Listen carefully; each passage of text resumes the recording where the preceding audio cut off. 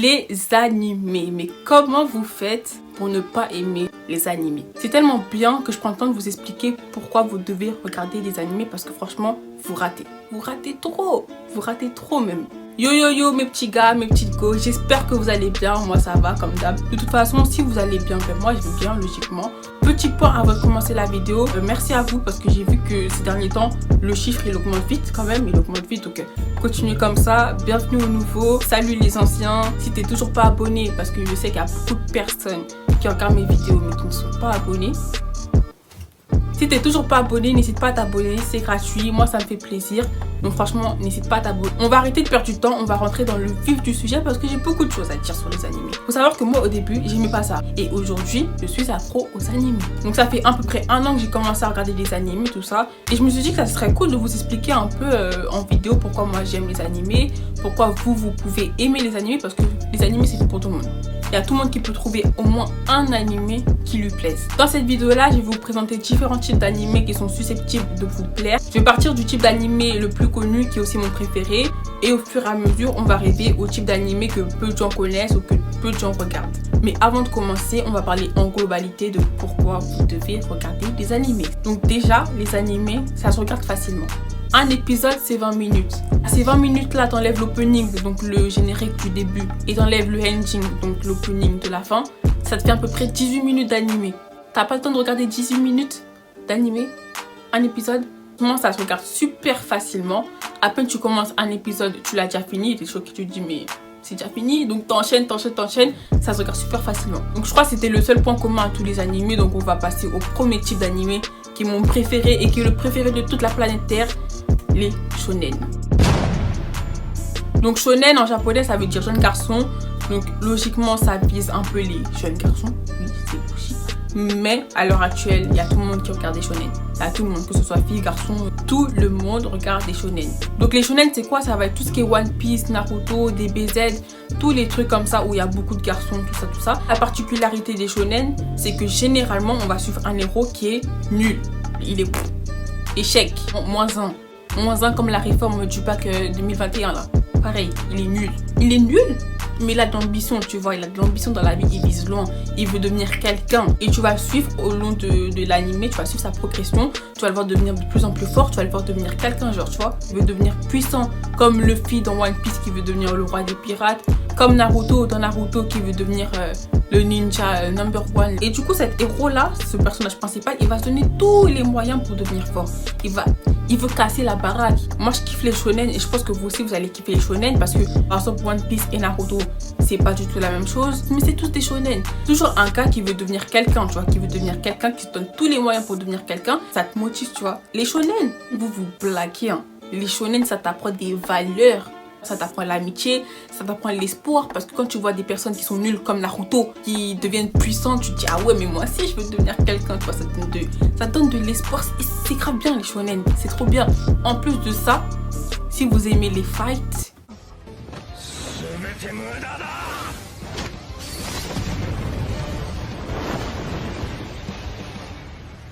les fights de qualité.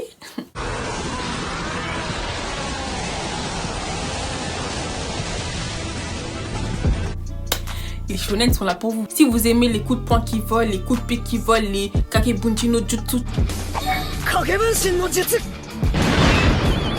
tout ça là, faut regarder les shonen. Les shonen, c'est les animés parfaits. Donc maintenant, je vais vous donner quelques exemples. Moi, je suis super nulle pour expliquer. Donc pour certains animés, je vais me servir de la définition de Wikipédia que je trouve pas mal. Mais pour Naruto, par exemple, je vais dire avec mes propres mots. Même si c'est pas très clair, je suis désolée parce que je sais vraiment pas expliquer.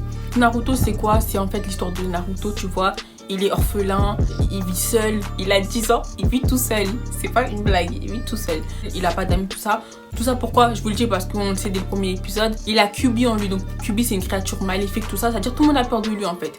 Et lui malgré ça, tu vois, il veut devenir Hokage. Et Hokage c'est quoi? Le ninja le plus fort qui est censé protéger tout le monde, qui est censé protéger tout le pays en fait. Et Naruto déjà de 1, qui est nul à chier, qui est 0.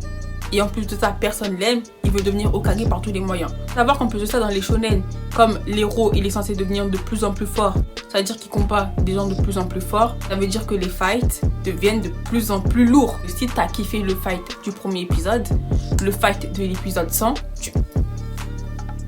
tu vas voler. Donc faut savoir que Naruto c'est bien, c'est très bien Naruto. Mais quand t'arrives à Naruto Shippuden,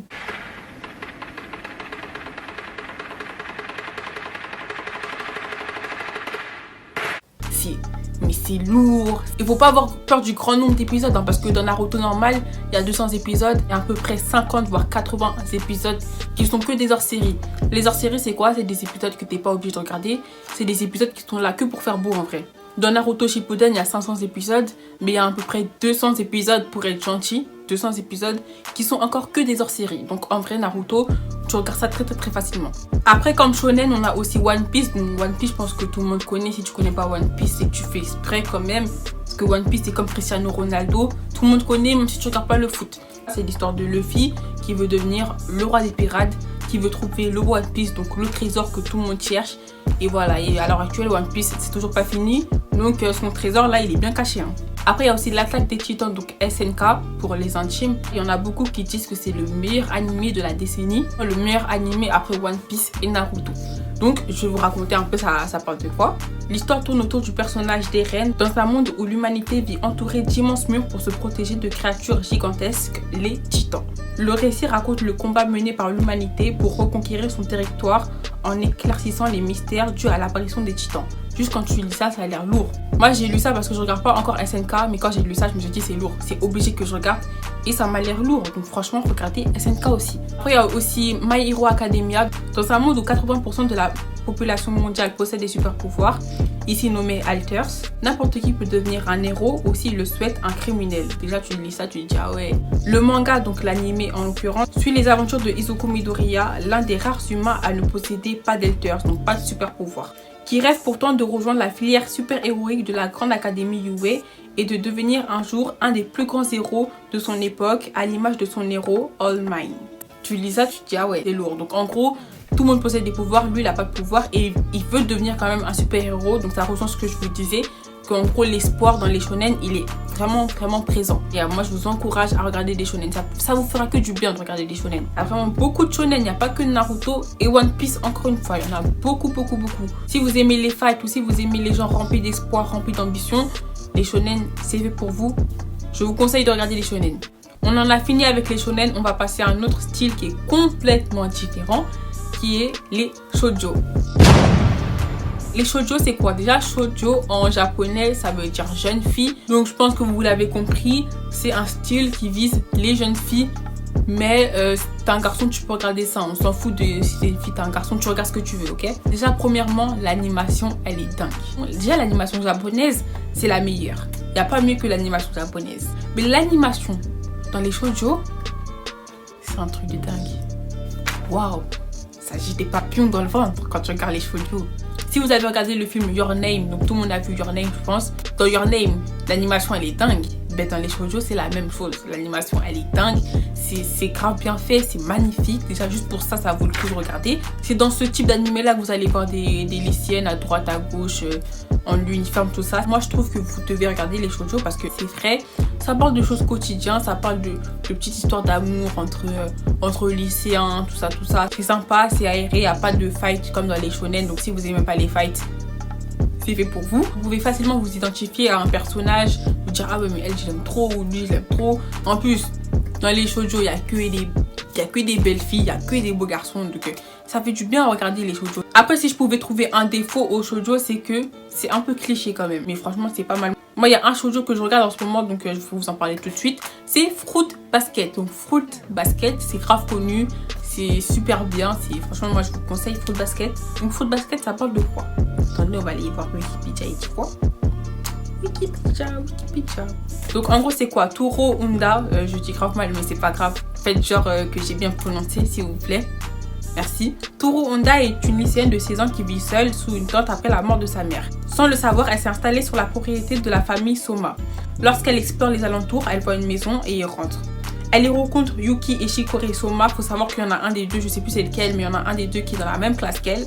Et ces deux garçons-là, ils ont appris, parce qu'ils l'ont surpris, ils ont appris qu'elle vivait sous une tente. Et eux, comme ils ont une grande maison, ils ont dit vas-y, viens vivre avec nous. Et en échange, tu fais les tâches ménagères. Parce que eux, ils savent rien faire, c'est des gars, ils savent rien faire, ils savent pas faire à manger. Donc elle fait les tâches ménagères et en échange, elle a un toit sous la tête. Donc Toro, elle accepte de vivre avec eux, mais très vite, genre dans le deuxième épisode, elle va se rendre compte d'un terrible secret qui encercle la famille Soma. Donc ce secret-là, c'est que les Soma, en gros, ils ont été victimes d'une malédiction qui fait que lorsqu'une personne du sexe opposé, donc une fille, s'approche d'eux, leur fait un câlin ou qu'ils sont terriblement gênés ou qu'ils sont archi affaiblis. Donc faut savoir que je vous dis tout ça parce qu'on le sait dès le premier épisode.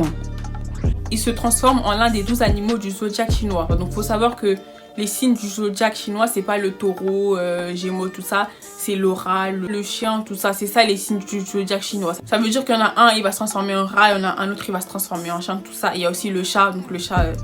Il faut savoir que dans l'histoire du zodiaque chinois, le chat, il est mis sur le côté. C'est pas un animal du zodiaque. Mais je vais pas rentrer dans les détails de pourquoi le chat, il est mis sur le côté. Pourquoi le chat, il est en rivalité avec les autres animaux du zodiaque.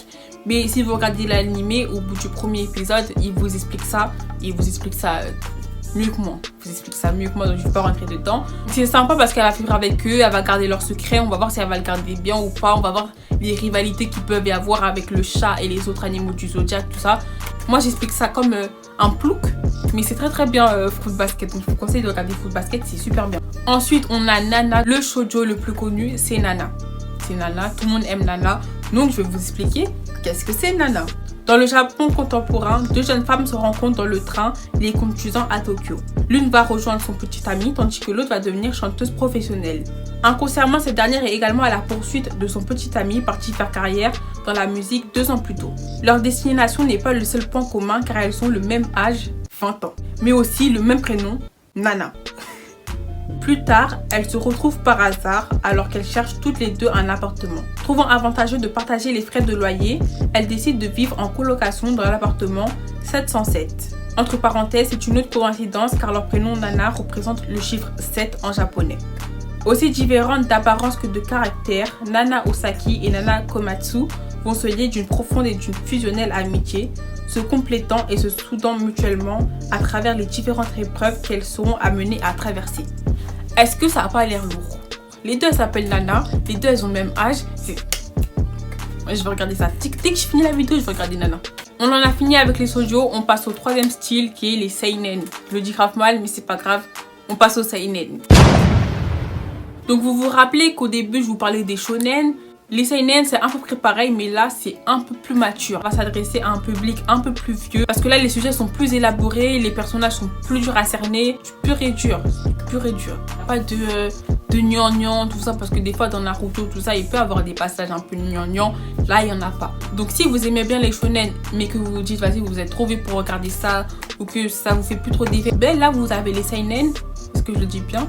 Oui, je l'ai bien dit là. Vous avez les seinen qui sont faits pour vous. Donc par exemple l'attaque des titans, donc SNK, en France c'est considéré comme un seinen et non comme un shonen parce que c'est violent.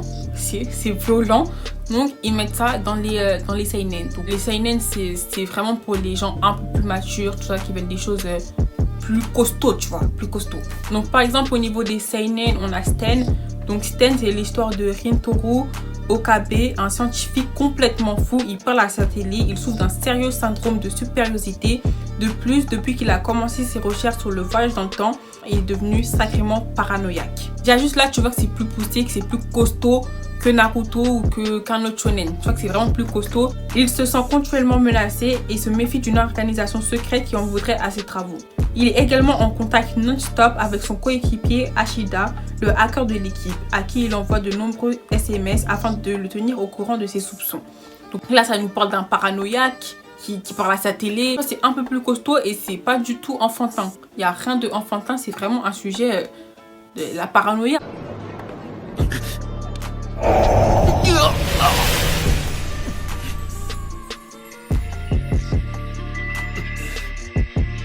Là c'est pas oui je veux conquérir le monde, tu vois, non, là c'est un vieux fou sénile qui parle à sa télé, tu vois, c'est pas la même chose, mais moi ça me plaît quand même, moi ça me plaît. Donc je pense que les seinen ça peut plaire aux personnes plus âgées, mais que ça peut quand même plaire aux jeunes, tu vois. toute façon, eux ils disent les shonen c'est pour les garçons, les shoujo c'est pour les filles, les seinen c'est pour les plus âgés, mais je pense que tu peux regarder à peu près tout. Que tu sois une fille, que tu sois jeune, que tu sois plus âgé, tu peux regarder tout et n'importe quoi. On a aussi Psycho-Pass. Psycho-Pass se déroule dans un monde futuriste dans lequel les crimes peuvent être prévus d'avance afin de faire baisser la criminalité. Ce système s'appelle Sibyl et permet de scanner le potentiel criminel appelé Psycho-Pass de n'importe quelle personne en temps réel. Une fois qu'une menace éventuelle est détectée, les agents de l'ordre sont envoyés sur place afin de scanner et d'éliminer les prévenus s'ils s'avèrent dangereux. Moi je regarde pas de seinen, mais franchement ça m'a l'air intéressant les seinen. J'ai l'impression qu'il y a beaucoup plus de sujets variés, car même au niveau des graphismes c'est beaucoup plus réel que dans les shonen. Moi si vous aimez des trucs un peu plus poussés, un peu plus tu vois, un peu plus présents, un peu plus imposants, les seinen c'est beaucoup mieux pour vous que les shonen, même si les shonen c'est quand même bien et qu'il faut quand même regarder les shonen, ok? Merci. On va passer au dernier style d'anime qui sont les shosei. En gros, c'est le penchant féminin du seinen. Donc encore une fois là, ça va être un peu comme les shoujo, sauf que ça va être beaucoup plus poussé. Ça va être beaucoup plus mature, beaucoup plus poussé que le contenu qu'on trouve dans les shoujo. Donc si vous êtes plus âgé, plus mature ou que tout simplement les shoujo ça vous saoule parce que c'est trop cliché, ben regardez des shosei parce que les shosei ça va être des histoires d'amour encore une fois, mais plus travaillé, plus réaliste, avec moins de clichés, tout ça, tout ça. Je viens de voir que Nana, ça rentre aussi dans les shosei, ben ça m'étonnerait pas parce que vu le synopsis, ça fait aussi assez mature. Après, je saurais pas vous dire parce que je n'ai pas encore regardé l'animé, mais ce que je vois, ça rentre dans les shoujo et ça rentre dans les shosei. En shosei, on a aussi Chihaya Furu. Donc Chihaya Furu, c'est quoi? Donc en gros, c'est un shosei qui nous raconte la vie de Chihaya, une collégienne qui n'a jamais vraiment eu de passion à elle. En effet, la jeune fille a toujours vécu à travers sa grande sœur en espérant la voir un jour réaliser son rêve, devenir une idole. Ceux qui savent pas c'est quoi une idole au Japon et en Corée, c'est les stars de K-pop en fait. Mais Chihaya va commencer à vivre pour elle-même le jour où elle fera la rencontre d'un garçon fraîchement transféré dans sa classe, un dénommé Arata. Celui-ci le fera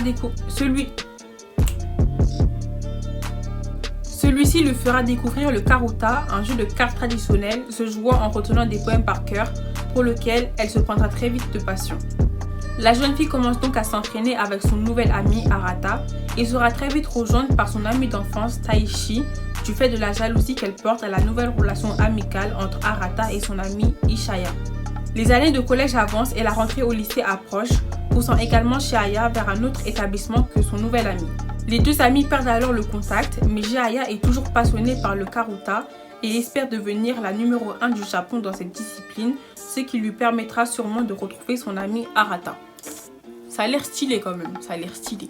Donc j'espère que cette vidéo vous aura donné l'envie de regarder des animés, que ce soit des shonen, que ce soit des shoujo, que ce soit des shosai, que ce soit bref. Donc j'ai juste oublié de vous préciser qu'il y a d'autres types d'animés en fait. Donc il y a les kodomo, donc les kodomo ça va être tout ce qui est Pokémon, c'est vraiment pour les enfants.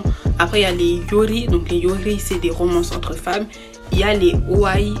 Les OI, oui, c'est des romances entre hommes. Donc voilà, c'est tout ce que je voulais vous dire. J'espère que vous aurez envie de regarder des animés. On ne peut pas dire qu'on n'aime pas quand on ne prend pas le temps de découvrir. J'ai dit ça sur mon Insta hier. D'ailleurs, allez sur Instagram parce que je parle beaucoup sur Instagram et j'ai beaucoup de choses. Que ce soit pour la nourriture, que ce soit pour les films, que ce soit pour tout et n'importe quoi. Si on ne découvre pas, on ne peut pas dire qu'on n'aime pas. Je vous conseille de regarder au moins un animé, que ce soit un shonen, que ce soit un shoujo, que ce soit peu importe. Et après, si vous n'aimez pas, ben c'est pas grave. Soit vous regardez un autre animé, soit vous laissez tomber. Mais vraiment, prenez le temps de découvrir parce que vous savez pas ce que vous ratez. Encore une fois, n'hésitez pas à me suivre sur Instagram parce que je parle beaucoup. Je mettrai sûrement des animés qui me tiennent à cœur. Donc, si vous voulez d'autres animés, ben allez me suivre sur Instagram. Suivez-moi sur YouTube si ce n'est pas encore déjà fait. Comme ça, on va devenir de plus en plus nombreux. Et encore une fois, plus on sera nombreux, plus on pourra faire des trucs de ouf. Sur ce, moi, je vous fais de gros bisous et je vous dis à bientôt pour tout casser dans une nouvelle vidéo. Bye!